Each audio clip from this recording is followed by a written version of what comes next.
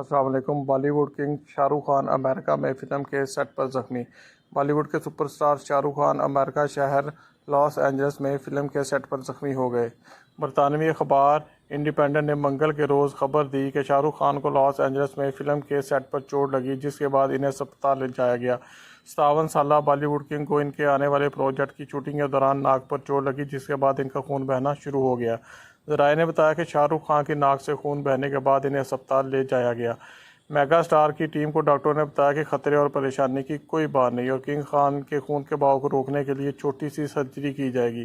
ذرائع نے مزید بتایا کہ شاہ رخ خان سرجری کے بعد واپس انڈیا آ گئے ہیں اور آرام کر رہے ہیں۔ رواں برس شاہ رخ خان نے 4 سال کے وقفے کے بعد اپنی فلم پٹھان ریلیز کی تھی، جس نے باکس آفس پر تاریخی کامیابی حاصل کی۔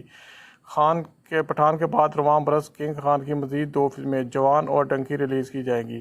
فلم جوان کا ٹریلر ہالی ووڈ کے اداکار ٹام کروز کی film mission impossible dead ریکننگ part 1 کے ساتھ ریلیز کیا جائے گا۔ ایسی مزید خبریں جاننے کے لیے میرے چینل کو سبسکرائب کریں۔